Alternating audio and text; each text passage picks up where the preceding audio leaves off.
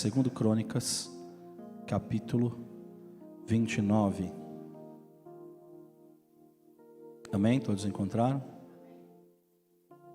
Glória a Deus. 2 Crônicas, capítulo 29, versículo de número 1. Diz assim a palavra do Senhor: Tinha Ezequias 25 anos de idade, quando começou a reinar, e reinou 29 anos em Jerusalém. Sua mãe se chamava Abia, e era filha de Zacarias. Fez ele o que era reto perante o Senhor, segundo tudo quanto fizera Davi seu pai. No primeiro ano do seu reinado, no primeiro mês, abriu as portas da casa do Senhor e as reparou. Amém? Senhor, nós te louvamos, te agradecemos pela tua palavra que foi lida nesta noite. Que o Senhor venha falar conosco, que o Senhor venha ministrar aos nossos corações. Senhor, que eu diminua e o Senhor cresça, porque não sou eu que falo, mas é o Senhor que, Senhor, me usa conforme a tua vontade. Eu sou apenas o canal, Senhor Jesus. Eu não tenho poder de convencimento, Senhor, ao ser humano, mas tu tens. Tu és aquele que convence o homem e a mulher do pecado, Senhor Jesus. Pai, e nesta noite, que o Senhor venha falar conosco, Senhor Jesus. Hoje também é uma noite de Santa Ceia, Senhor, uma noite de relacionamento, de mesa. E que nessa noite o Teu Espírito Santo ministre as nossas vidas, para que nós possamos participar desta ceia. E nós possamos, Senhor Jesus, sair daqui transformados pela Tua palavra. Transformados, Senhor Jesus, Pai, pelo Teu Espírito. Por isso fala conosco. É o que nós te pedimos e te louvamos em nome de Jesus. Amém, amém. Os irmãos podem sentar. Irmãos, e Ezequias, ele é o filho e sucessor do rei Acás. E ele foi, a Bíblia nos diz que Ezequias foi um dos maiores reis de Judá. Ele foi o contrário do seu pai, porque ele dedicou-se completamente a Deus. Ele dedicou-se completamente à restauração da fé judaica. Ele se dedica para que a manifestação de Deus seja no meio do povo. O seu pai, o rei Acás, ele não somente roubou o tesouro do templo para tentar subornar os assírios. Isso está lá em 2 Crônicas 28, a partir do versículo 16. Então ele não tenta simplesmente subornar os assírios. Então ele rouba o tesouro para tentar subornar e mantê-los afastados. Mas o que ele também faz? Ele também permite a entrada da idolatria. Acás era um rei idólatra, permite a idolatria. Ezequias, em contrapartida, ele desprezava a idolatria. E assim que ele se tornou rei, foi o que nós lemos aqui, ele começou a tomar medidas para erradicar a idolatria do meio do povo, para erradicar a idolatria do meio da sua terra, do seu país. Ezequias, ele lutou muito para a reforma da fé, que estava caída, irmãos, que estava destruída, que estava completamente perdida. As pessoas estavam perdidas, as pessoas no templo tinham imagens pagãs, no templo, sabe, ninguém respeitava mais os calendários, né, as ordenanças de Deus, as festas judaicas que deveriam ser, né, cumpridas. O povo não estava mais nem aí, as pessoas estavam completamente distantes e perdidas quanto à fé no Senhor. Então esse era o cenário quando Ezequias ele assume. O povo está perdido, o povo não anda com Deus, o povo não está mais próximo de Deus. Mas a partir do momento da morte do rei Acás, a partir do momento que ele assume o reinado, ele vai fazer transformações no meio do povo e dentro do seu reinado. Então, eu quero deixar para nós nessa noite 3 pontos para que a gente possa pensar e a gente possa aprender com Ezequias nessa noite em nome de Jesus. E o primeiro ponto, irmãos, é que você não pode se comportar como vítima do seu histórico familiar. Você não pode se comportar como vítima do seu histórico familiar. Todos nós, irmãos, todos que estamos aqui, temos coisas boas e coisas ruins que nós vemos, ouvimos dos nossos pais, certo? Então todos nós sabemos, poxa, isso aqui meu pai e minha mãe faziam bem, isso aqui não faziam bem. Então todos nós temos coisas boas e coisas ruins que nós vimos dos nossos pais. E quando a gente cresce, quando a gente adquire uma estatura, nós conseguimos distinguir e ver aquilo que era bom e aquilo que era ruim. Então eu vejo, com o exemplo de Ezequias, é exatamente isso, que você não pode se comportar como vítima do seu histórico familiar, porque você viveu alguma coisa. E eu vou falar para você, Ezequias, ele tinha tudo para repetir o comportamento ímpio do seu pai. Ele tinha tudo, porque ele viu, ele cresceu com aquilo. Inspiração. Então o que me motivou, o que me impulsionou? Ela pode ser sim herança de família, mas o caráter, irmãos, é uma decisão pessoal. Caráter é uma decisão pessoal. E eu digo para vocês, eu mostro para vocês por quê. Um dia, eu e você, todos nós que estamos aqui, nós seremos julgados no tribunal de Cristo por nossos atos, sim ou não? Então todos concordam. Então nós seremos julgados pelos nossos atos. Ou seja, seremos julgados pelo quê? Pelas nossas escolhas. Você não pode ser julgado por uma coisa que alguém fez com você, ou que você não teve escolha. Você não pode ser julgado por isso, você não teve uma escolha. Então você não pode dizer assim, eu não escolhi viver assim. Você escolheu, porque é uma escolha. Então no julgamento, Deus não vai julgar você por uma coisa que alguém fez, ou que você não escolheu. Nós seremos julgados por nossas escolhas. Nós seremos julgados pelas nossas decisões pessoais. É individual. Não é porque meu pai fez, porque minha mãe fez, porque minha mulher fez, porque o fulano fez, porque o Beltrano fez, não. Nós seremos julgados por nossas escolhas e por nossas decisões pessoais. E a Bíblia mostra, como eu disse, filhos de pais que não prestavam, sendo grandes referenciais de fé. Nós temos aqui o rei Ezequias que nós estamos falando. O pai dele fez tudo aquilo que era mal, mas ele é um referencial de fé. Nós temos, por exemplo, o rei Josias, outro exemplo de referencial de fé. O pai fez o que era errado, mas ele andou nos caminhos do Senhor. Mas a Bíblia também mostra filhos de homens que eram referência de fé. Você fala assim, não, ele tem uma referência de fé, é um exemplo, é um modelo, mas que eles escolheram outro caminho, eles se perderam e se tornaram uma vergonha para a família. Por exemplo, os filhos de Eli, os filhos de Samuel, por exemplo, eles se tornaram uma vergonha, e eles tinham um referencial de Deus. Os pais eram o maior referencial que tinha daquela época, eram profetas, homens de Deus, mas ainda assim os filhos se perderam e se tornaram a vergonha da família. E a gente vive num tempo, irmãos, onde tudo é uma desculpa para justificar atos e atitudes. Tudo hoje a gente usa como uma justificativa. Tudo hoje a gente fala assim, mas isso é por causa disso, mas isso é por causa daquilo. A gente tem na ponta da língua uma resposta para tudo.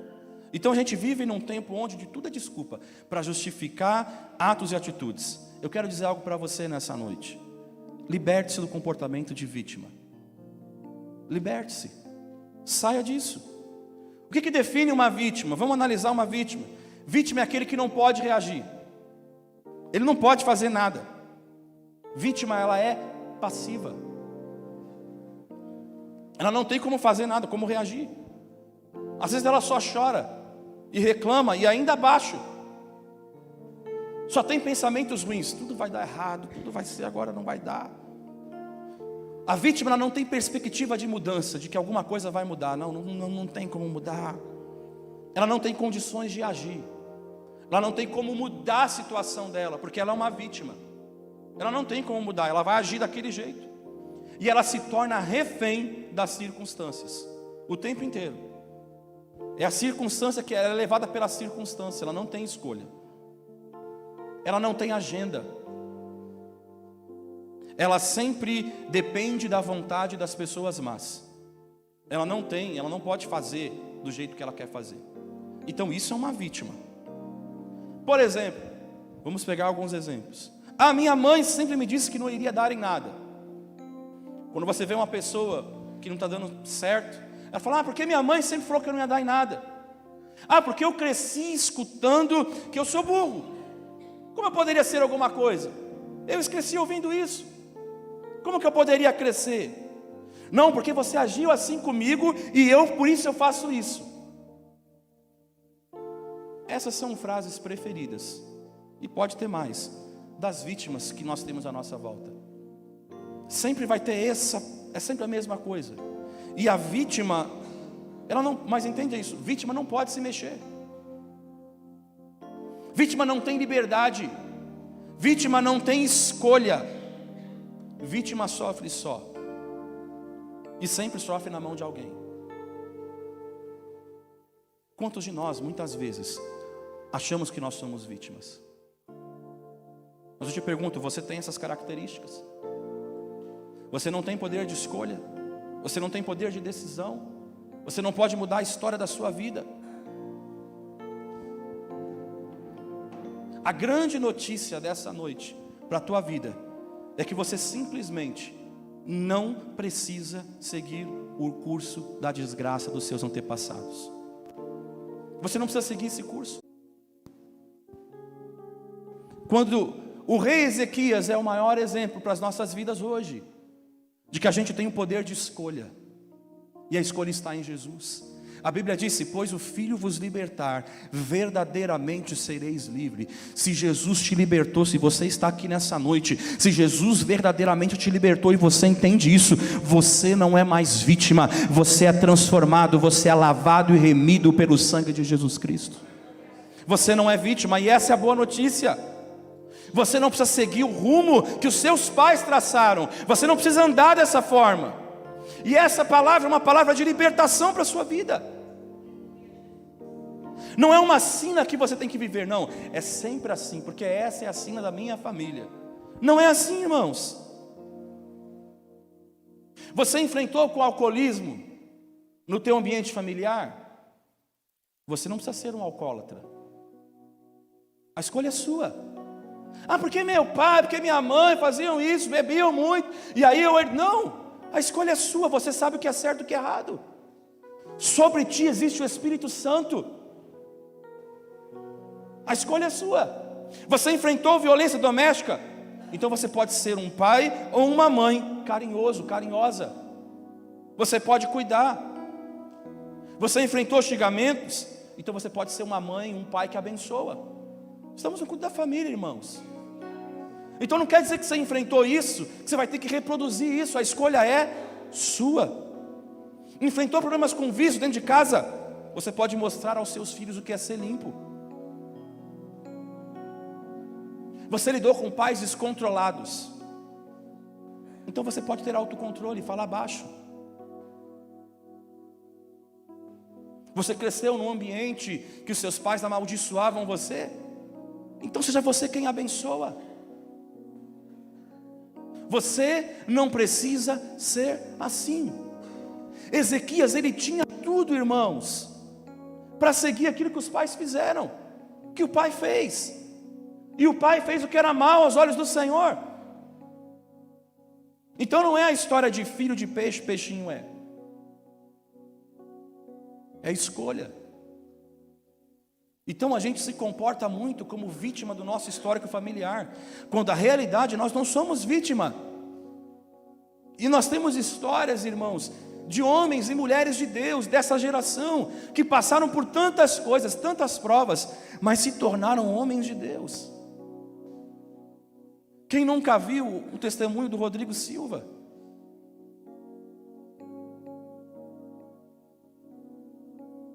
Sabe, ele tinha tudo para dar errado na vida dele, mas hoje ele se tornou uma referência na teologia, uma referência na arqueologia. Onde ele entra, as pessoas reconhecem ele. Um homem culto, um homem que consegue entrar em vários ambientes e se relacionar.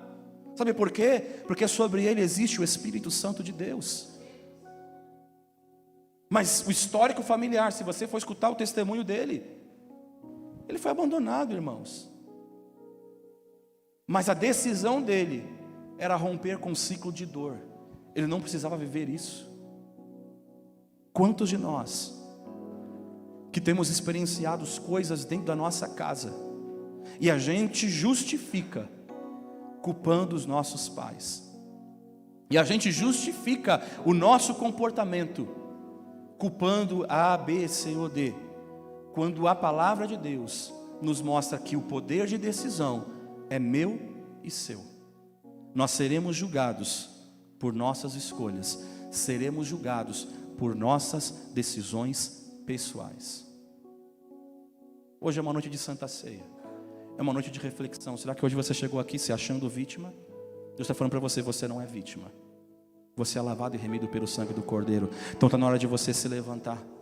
Está na hora de você parar de achar que você vai ser refém. Porque quem diz que você é refém é o diabo. Você não é refém de nada. Jesus nos trouxe para a liberdade. Segundo ponto, irmãos. Mudanças radicais começam com atitudes radicais. Mudanças radicais começam com atitudes radicais. Eu acho fantástico esse texto. Porque ele diz assim, versículo de número 3. No primeiro ano do seu reinado, no primeiro mês. Ou seja, não tem delongas. Não tem espera. É agora. Não é para esperar para depois, não é para deixar para depois, é para agora. Então, no primeiro ano, no primeiro mês do reinado dele, ele abriu as portas da casa do Senhor. A limpeza começou no primeiro mês. No primeiro ano do seu reinado, no primeiro mês, abriu as portas da casa do Senhor e as reparou. Trouxe os sacerdotes e os levitas, ajuntou-os na praça oriental e lhes disse: ouve-me, ó levitas, santificai-vos agora e santificai a casa do Senhor, Deus de vossos pais. Tirai do santuário a imundícia. Aqui, irmãos, está um segredo para uma virada radical no curso da sua vida. Aqui está o segredo para você. Mudanças radicais exigem atitudes radicais. Sabe qual é o problema? As pessoas querem mudar o resultado. Não, eu preciso que dê isso, mas não querem mudar o que está dentro delas. A gente quer que as coisas mudem, mas o comportamento não muda. Para mudar o resultado, precisa mudar a equação. Se você quer que dê o resultado 5, então você vai somar 2 mais 3, 3 mais 2. Não dá para você somar 2 mais 2 e falar que vai dar 5. Para você mudar o resultado, irmãos, você precisa mudar a atitude. Mas o nosso problema é que a gente quer ter a mesma atitude, agir da mesma forma e quer ter resultado diferente. Nunca passado é igual a futuro. Apenas transformação é igual a futuro. Por exemplo, você não pode pular um buraco grande dando 2 pequenos saltos. Se o buraco é grande, você olha que o buraco é grande, você toma impulso para dar um salto, irmãos, grande. Porque senão o resultado é, você vai cair no buraco. Então você não pode esperar que você vai ter um resultado diferente se você continuar agindo da mesma forma. Se você continua se comportando da mesma forma. É preciso o quê? Um salto radical, irmãos. Ou você nunca vai conseguir. Ou você sempre vai continuar andando da mesma forma. Ezequias estava diante de um desafio. Qual desafio? A fé estava falida. Deus não estava mais no meio do povo, o povo não estava mais nem aí. Ele tinha apenas 2 opções. Quais são? Seguir tocando como estava. O que o pai já fez. O que cá para nós, irmãos, era mais fácil. Segue, do jeito que está, leva o curso. Do jeito que está levando, leva assim mesmo. Era mais cômodo, era mais fácil. Ou ele daria um tapa na mesa e falava assim: chega. E foi exatamente isso que Ezequias fez. E essa é a coragem, irmãos. Essa é a coragem que falta para muitos de nós. A coragem de dar um tapa na mesa e dizer: chega. Até aqui foi assim. De hoje em diante, essa história vai mudar. Ele olha para a situação do templo. Ele não admite que continue daquela forma. Antes ele não podia fazer nada. Ele estava sujeito ao pai dele. Mas agora ele é o rei. E ele fala assim: agora eu vou mudar. Agora chega. E entenda isso. Mudanças radicais, atitudes radicais, mexem com todo mundo. Porque se a porta é larga, todo mundo está entrando. Mas quando você estreitar a porta, vai ser difícil, irmãos. As pessoas vão reclamar, as pessoas vão chorar. Quando você tem uma troca de gestão dentro de uma empresa, por exemplo, vem um gerente e ele muda tudo. As pessoas começam a reclamar, porque talvez elas estavam numa zona de conforto, a porta era mais fácil, era larga, e ele está estreitando agora, e as pessoas com as mudanças começam, a reclamar, muitos começam a sair, muitos começam a abandonar, porque o negócio o cerco vai fechando. E óbvio que Ezequias sabia que a partir do momento que ele toma uma atitude, ele está mexendo num vespeiro, porque agora ele está fazendo o povo voltar, ele está falando assim: acabou isso, acabou, eu não quero mais saber, de hoje em diante a história vai mudar. Ele olha para a situação do tempo e fala assim: não dá mais, eu não vou mais admitir que continue dessa forma. Mas antes da limpeza, irmãos, ele reconhece que os pais fizeram sujeira, ele vai explicar, mas ele está dizendo: mas nós vamos limpar tudo, vai ser difícil, vai doer, mas nós vamos limpar. Segundo Crônicas 29, versículo 6, porque nossos pais prevaricaram e fizeram que era mal perante o Senhor nosso Deus, e o deixaram, desviaram o seu rosto do tabernáculo do Senhor, e lhe voltaram as costas. Também fecharam as portas do pórtico, apagaram as lâmpadas, não queimaram incenso, nem ofereceram holocausto nos santuários ao Deus de Israel. Pelo que veio grande ira do Senhor sobre Judá e Jerusalém, e os entregou ao terror, ao espanto e aos assobios, como vós o estáis vendo com os próprios olhos. Porque eis que os nossos pais caíram à espada, e por isso nossos filhos, nossas filhas e nossas mulheres estiveram em cativeiro. Agora estou resolvido a fazer aliança com o Senhor Deus de Israel, para que se desvie de nós o ardor da sua ira. Filhos meus, não sejais negligentes, pois o Senhor vos escolheu para estardes diante dele, para os servirdes, para serdes seus ministros e queimardes incenso. Essa frase final é muito importante. Deus te escolheu para quê mesmo? Você sabe para que Deus te escolheu? Deus nos escolheu para estarmos diante dele, para servirmos a ele, para sermos ministros dele. Ezequias entende isso, para isso nós somos chamados. Nós somos chamados para estar diante do Senhor, nós somos chamados para servir ao Senhor, para sermos ministros dele. E ao invés de fazermos isso, sabe o que a gente está fazendo? Perpetuando aquilo de errado. A gente continua com o pecado, a gente continua e a gente justifica porque os nossos pais fizeram isso, porque é assim que eles agiram, porque eu vivi isso, porque essa experiência que eu tive é assim que eu vou viver. E Ezequias está entendendo isso, ele entende isso. E ele chama os sacerdotes, ele chama os levitas e fala assim: olha, vamos despertar, não dá para continuar desse jeito, chega. Eu não posso perpetuar aquilo de errado que os meus pais fizeram, eu não posso continuar carregando aquilo que está errado dentro do meu coração. Eu tenho que dar um basta nisso, eu tenho que romper com esse ciclo. Quantas pessoas estão vivendo os mesmos ciclos o tempo todo? Deus quer romper com esse ciclo na tua vida, mas você precisa parar, mudar.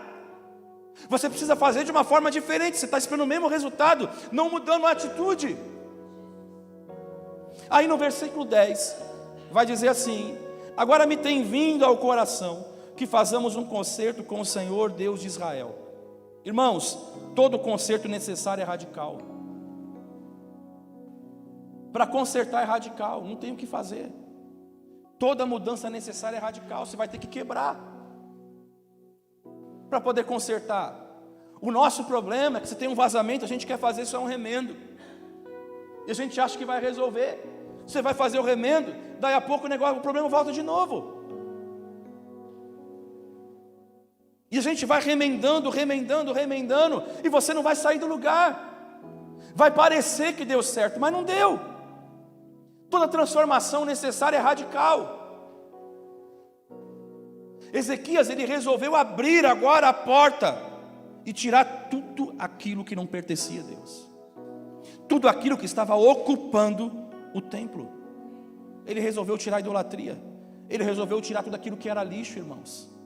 Essa é a atitude de Ezequias, é uma atitude radical, de quem quer transformação, de quem não quer mais continuar da mesma forma, de quem não aceita mais o pecado. Aí no versículo 16 diz assim: os sacerdotes entraram na casa do Senhor para a purificar, e tiraram para fora ao pátio da casa do Senhor toda a imundícia que acharam no templo do Senhor.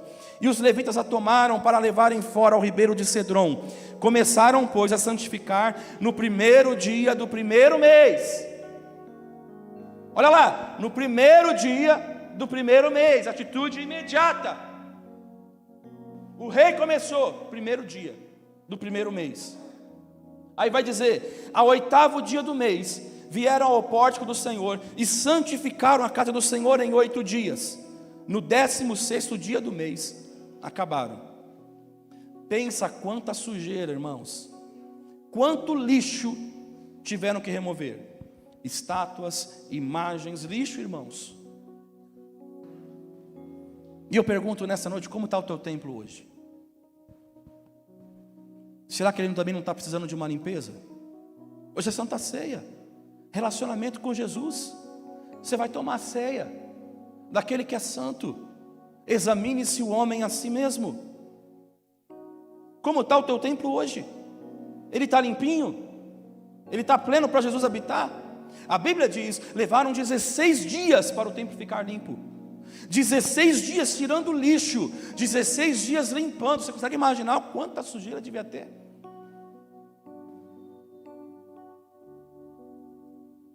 dias tirando aquilo que não prestava. 16 dias de trabalho duro, irmãos. Não apenas para tirar o que não prestava, mas também trazer de volta o que foi tirado. E isso me chama a atenção também. Versículo 18. Olha lá. Então, foram ter com o rei Ezequias no palácio e disseram: já purificamos toda a casa do Senhor, como também o altar do holocausto, com todos os seus utensílios, e a mesa da proposição, com todos os seus objetos. Também todos os objetos que o rei Acás, no seu reinado, lançou fora, na sua transgressão, já preparamos e santificamos, e eis que estão diante do altar do Senhor.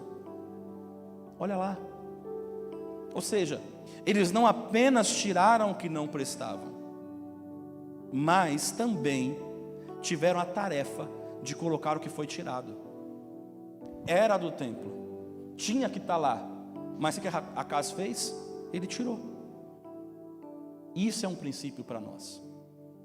Outro princípio para as nossas vidas, porque a reforma não é só tirar lixo. Reforma não é só tirar lixo, mas é também trazer o que foi jogado fora e era de Deus. Você precisa, Deus está falando hoje, você precisa tirar fora todo o lixo, mas também trazer de volta aquilo que era de Deus e você tirou, e você arrancou e era de Deus. Você entende isso? No Novo Testamento, o templo é você, o templo sou eu. Nós somos templo do Espírito Santo de Deus, e a sujeira que precisa sair, em tese, está dentro de nós. A sujeira, o templo que tem que tirar a sujeira, é dentro de nós. E o que foi tirado, que era de dentro e precisa voltar, só depende de você. E aí? O que você precisa tirar hoje e jogar fora de verdade? O que você precisa tirar e jogar fora de verdade? E o que você precisa trazer de volta, que você jogou fora, que você jogou, isso não é importante para eu andar com Deus, mas era de Deus, é do Senhor, e você jogou fora. Porque nessa vida, irmãos, por vezes a gente vai tirando o que é de Deus, a gente vai tirando e vamos aceitando o que não é dele. A gente deixa entrar, vai entrando o que não é de Deus. Daí a pouco o nosso templo está totalmente descaracterizado, não parece nada mais como era antes. Sabe quando você fala assim, o fulano era assim, mas ele já não é mais como antes, porque ele vai entrando, deixando entrar um monte de coisa. Aquela essência, aquele amor que tinha antes. Às vezes eu escuto, mas aquela pessoa era tão boazinha, ela era isso, ela era aquilo. Aí você fala, mas não vejo, porque ela deixou as coisas entrarem, as coisas que descaracterizaram ela. Ela tinha algo que era de Deus, mas ela perdeu, ela deixou arrancar, ela jogou fora. Ela julgou não ser importante. O que você tem permitido entrar no teu templo? O que você permitiu entrar? O que você tem permitido entrar na tua casa que não deveria permitir? E você deixou entrar? O que você precisa trazer de volta? O que você perdeu? Será que você perdeu o temor? Será que você perdeu o compromisso? Será que você perdeu o amor? Eu não sei, irmão, você que sabe. O que você perdeu? O que tinha dentro de você? E parece que você jogou fora, achou, não, isso não tem mais importância. Os sacerdotes e os levitas, eles trazem de volta aquilo que era do templo e foi arrancado. E quantas vezes a gente vai deixando, irmãos? Nós agimos assim, nós agimos como rei Acaz, vamos tirando, vamos dando espaço para a idolatria, vamos dando espaço para aquilo que não é de Deus, e nós vamos aceitando, e nós vamos contaminando o nosso templo. O que você precisa tirar nessa noite? E o que você precisa trazer de volta? Hoje é uma noite de ceia. As pessoas perderam o sentido da Santa Ceia, tomam a ceia de qualquer jeito, e a Bíblia diz: comem e bebem para a sua própria condenação, não discernindo o corpo do Senhor. Por causa de vós há muitos fracos e doentes, e muitos que dormem. Porque a gente já não olha o valor, não olha a santidade do momento que o Senhor reservou para nós. É uma mesa de comunhão com Ele. E diante do Senhor você não pode mentir, diante do Senhor você não pode enganá-lo, porque Ele é Deus. Diante de pessoas você pode enganar, mas diante de Deus você não engana. Não discernindo o corpo do Senhor. Deus quer que hoje você discirna, Deus quer que hoje você compreenda, Deus quer que hoje você entenda. Terceiro, Deus é extremamente amoroso e se compadece daqueles que buscam a Ele com sinceridade, com verdade, com temor. Vamos lá, eles levaram quantos dias para fazer a limpeza? 16 dias. Por causa disso, olha o que vai acontecer. Ezequias, no primeiro ano do seu reinado, no primeiro mês, ele decide o quê? Eu quero trazer a presença de Deus, eu quero trazer tudo do Senhor de volta. Aí, eles passam 16 dias para fazer a limpeza. Por causa disso, sabe o que vai acontecer? Eles vão perder o prazo da Páscoa. Levíticos, capítulo 23, versículo 4. São estas as festas fixas do Senhor, as santas convocações, que proclamareis no seu tempo determinado.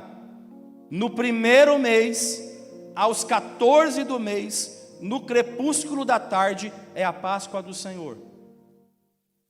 Que mês que eles começaram a consertar as coisas, irmãos? No primeiro. O que Levítico está falando? No primeiro mês, aos 14 do mês, ou seja, o 14º dia. Quantos dias, irmãos, eles demoraram ali, tirando a sujeira, para fazer o templo do Senhor ser santificado? Então, por quantos dias eles perderam a Páscoa? 2 dias. E agora? Eles passam 16 dias limpando o templo, tirando sujeira, restaurando o que precisava ser restaurado, consertando. Agora com o templo limpo, que eles sabem, Deus não vai habitar num templo sujo, cheio de idolatria, cheio de pecado. E eles estão lá agora com o templo limpo, irmãos. Eles poderiam celebrar a Páscoa, está tudo pronto, agora está limpo.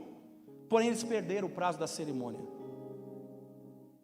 E olha, das festas judaicas, irmãos, a Páscoa é a principal. É a principal.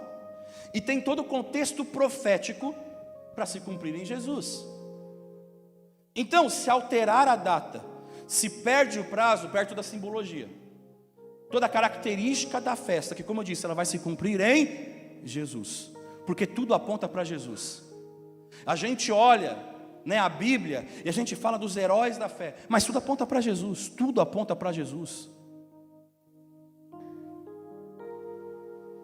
A gente fala sobre Esther, a gente fala sobre Davi, a gente fala sobre tantas pessoas, tudo aponta para Jesus. Então não é sobre eles, é sobre Jesus. O Velho Testamento é sobre Jesus. Jonas é sobre Jesus. 3 dias e 3 noites dentro da barriga do peixe. 3 dias e 3 noites.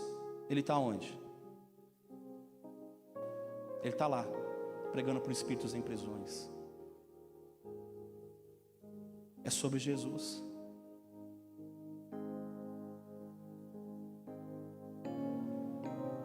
Quarenta dias no deserto, o povo. 40 anos, aliás, 40 dias. E 40 dias Jesus no deserto. Aponta para Jesus. A Bíblia inteira, ela está apontando para Jesus.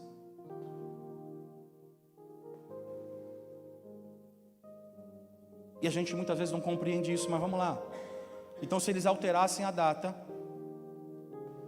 perde o sentido. E por terem terminado a limpeza no dia 16, perdem o prazo por 2 dias. Vamos lá, o prazo foi perdido, mas ainda assim, irmãos, eles querem celebrar ao Senhor. Esse é o desejo do rei, ele quer celebrar ao Senhor, ele quer entregar algo para o Senhor. Ele começou uma restauração. Ele sabia que o templo estava sujo, então tem que consertar. Ele no primeiro, olha, não começou o reinado dele, eu vou consertar isso aqui. Você precisa entender isso. Isso tem que ficar claro para vocês. De imediato ele assume o reinado, eu preciso consertar isso. Mas o prazo foi perdido. Eles não poderiam celebrar o Senhor. Eles não poderiam adorar o Senhor no meio daquela bagunça. Eles não poderiam celebrar ao Senhor de qualquer forma.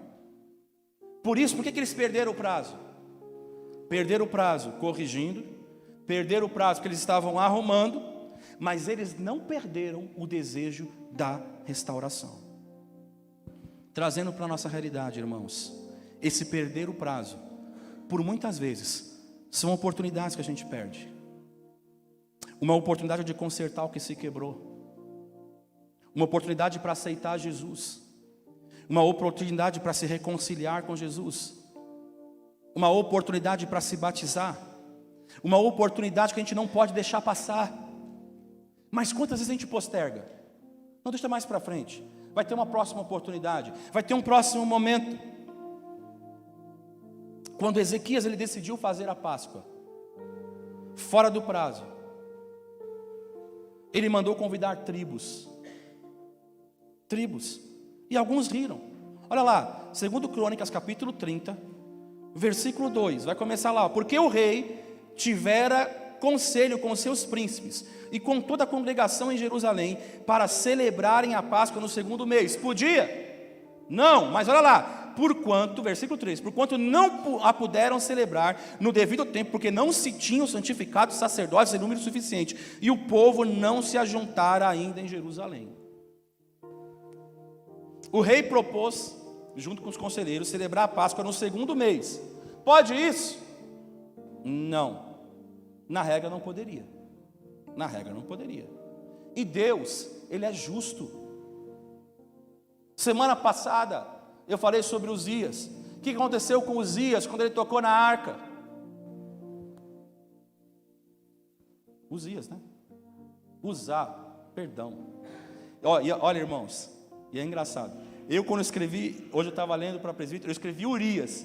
Aí eu falei, não, é usar. E agora eu estou falando Uzias. Obrigado. O que aconteceu com Uzá quando ele tocou na arca? Morreu. Por quê? Porque ele não se atentou ao quê? Quem tinha que levar a arca eram os coatitas, os levitas coatitas, que tinham que levar sobre os seus ombros com o varal. Será que Uzá não soube, não sabia disso? Quanto tempo passou? Aí você vai falar assim, aí o que vai acontecer? A gente está falando de um Deus que o amor dele é justo. Então Uzá não se atentou para aquilo que o Senhor tinha ordenado. Perceba isso, não se atentou, não se importou, se familiarizou, posso fazer de qualquer jeito, não tem problema.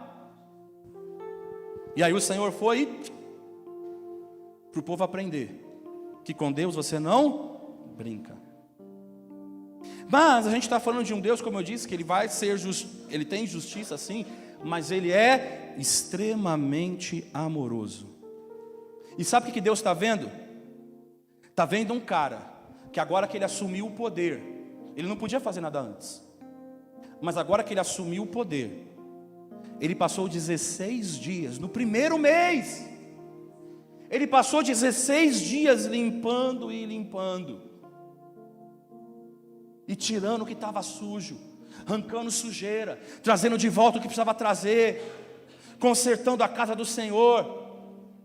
Mas quando terminou o calendário, tinham passado 2 dias, e tem todo aquele ritual, todo aquele esquema da preparação para o início da festa. Mas perceba o seguinte, eu pergunto para vocês agora, eles perderam o prazo por negligência, sim ou não? Não foi por negligência, porque assim que ele assume o reinado, ele tem no coração, eu quero consertar. Eu não estou esperando passar o tempo. Eu não estou esperando para ver, deixa eu falar com o pessoal primeiro, deixa eu agitar devagar, aí no ano que vem a gente faz alguma coisa, vamos arrumar agora a casa, não, ele tem um desejo no coração dele. Então ele não está sendo negligente com as coisas do Senhor. Assim que assume o reinado, Ezequias quis reparar o templo do Senhor que estava em ruínas, e foi isso que ele fez. Ele não pensou, de imediato. Sabe aquela coisa que a gente fala assim, isso no primeiro dia é isso que vai acontecer, eu já vou fazer direto. E foi isso que ele fez. Limpar a bagunça, para que a presença do Senhor pudesse ser manifesta e derramada novamente. Aí no versículo 10, do capítulo 30, o rei vai mandar os mensageiros para avisar para o povo, tempo de conserto. Nós vamos voltar a colocar as coisas no lugar aqui. Os mensageiros foram de cidade em cidade, em Efraim, em Manassés e até em Zebulon, mas o povo zombou deles e os expôs ao ridículo. E estão rindo por quê? Porque seus corações estão distantes do Senhor, porque estão acostumados com um estilo de vida que não agrada a Deus, porque estão acostumados com um estilo de vida que não considera uma vida consagrada a Deus como algo importante, como prioridade, como ser santificado pelo Senhor. Eles não consideram que isso é importante, agradar ao Senhor, isso é importante. Eles não têm mais Deus como prioridade, isso não é prioridade. Então para esses, para que fazer esforço? A oportunidade passou, tudo bem, espera o próximo ano, e a gente vê no que vai dar. Irmãos, quantos são procrastinadores? Quantos vão deixando para depois? Sempre tem a mesma desculpa, ano que vem eu faço, outro dia eu vejo, ano que vem está mais tranquilo, aí a gente vê, aí a gente faz. Perdem oportunidades valiosas para se batizar, como eu disse, para aceitar Jesus, para se consertar. Mas sabe por quê? Porque no fundo são orgulhosos, e na verdade não querem mudar suas vidas. As pessoas falam assim, eu quero mudar minha vida, mas não quer mudar. Porque quando você quer mudar, você tem atitudes, você tem atos, você age como quem quer transformar. Você não se comporta como vítima, você age. Porque quando o Filho nos liberta, nós somos livres. Eles não querem mudar porque isso significa abrir mão de um estilo de vida que para a carne está bom. Está bom, esse estilo de vida está bom, vamos levando assim. O Ezequias podia fazer isso, está bom, está confortável para todo mundo. Talvez eu possa adorar a Deus aqui do meu jeito, deixa o povo, vamos levando do jeito que está. Foi como foi ministrado aqui. O Josué falou o quê? Eu e minha casa serviremos ao Senhor. Quer dizer que a casa dele toda servia? Não, mas ele está tomando uma posição, na minha casa todos vão servir ao Senhor, não importa, não importa. vão servir ao Senhor. Eu e minha casa serviremos ao Senhor. É profético. Eu estou tendo uma atitude diante de Deus. E é isso que Deus espera, que você se posicione e fale assim: a minha casa vai servir ao Senhor. Está na minha casa, vai servir ao Senhor. Não tem negociação. Porque as coisas do Senhor são inegociáveis.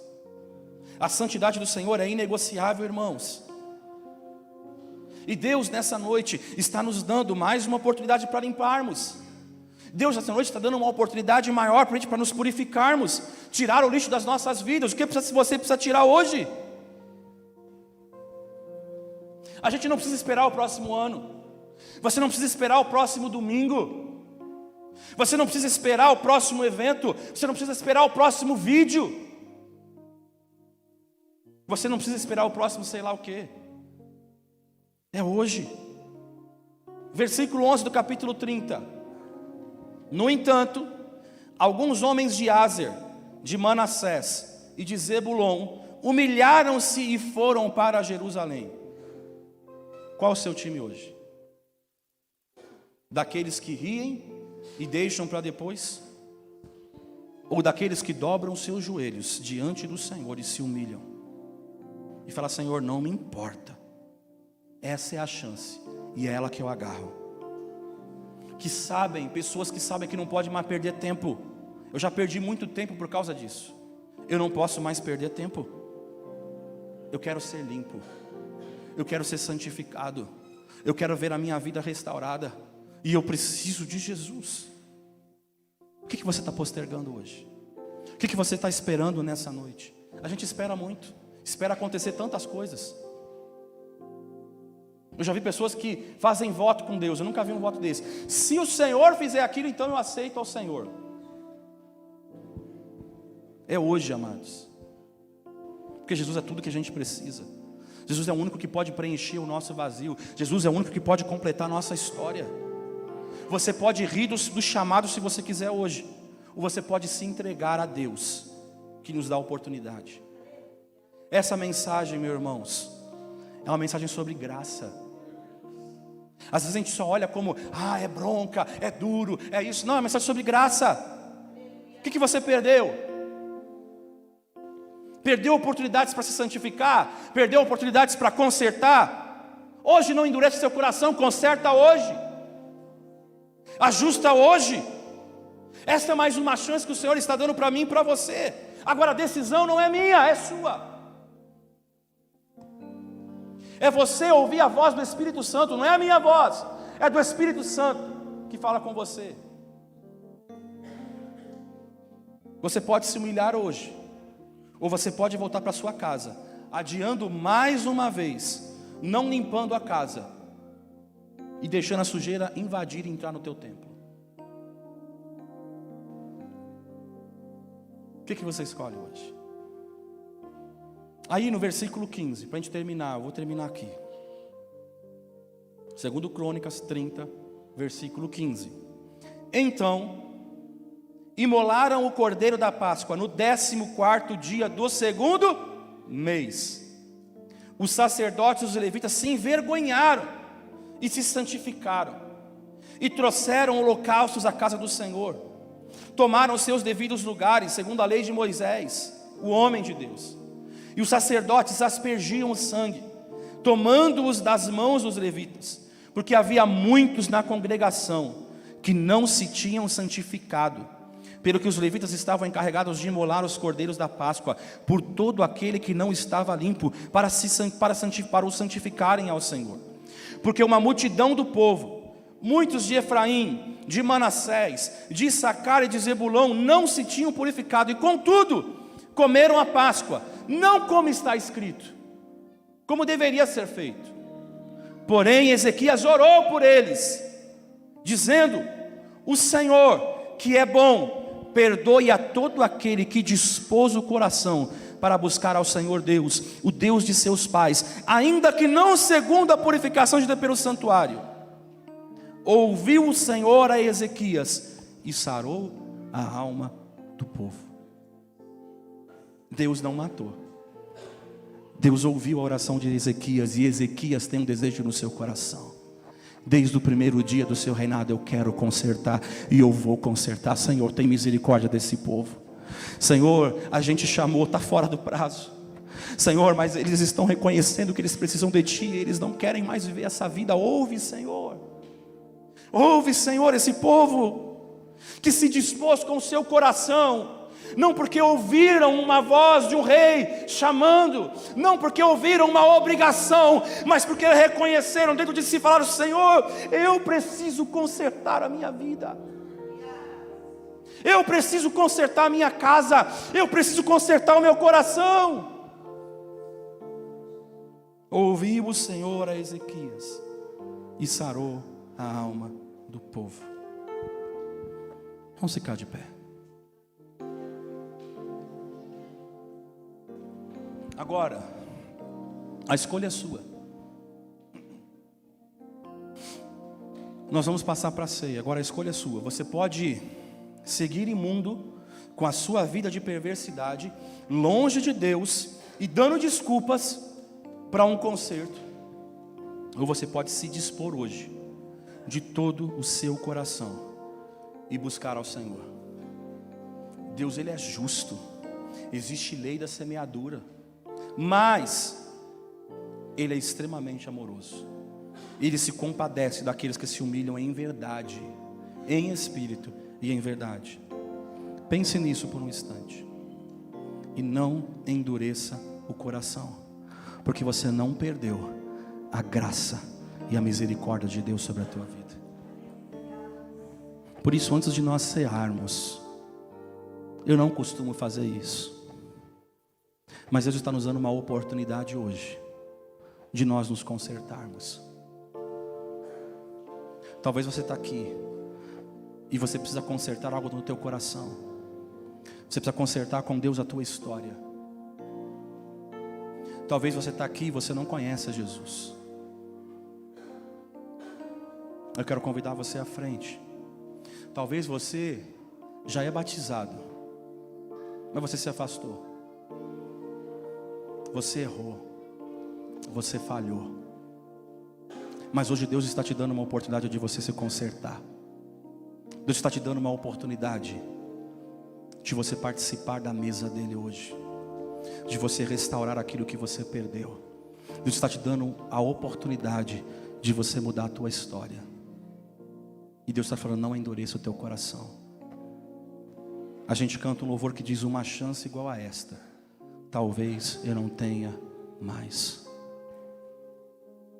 Então, se tem alguém aqui nessa noite que entende: hoje eu preciso me consertar com o Senhor, eu não posso tomar a ceia sem me consertar com o Senhor, eu quero que você venha à frente. Eu quero orar por você. Deus está dando uma oportunidade. Não tome a ceia não discernindo o corpo do Senhor.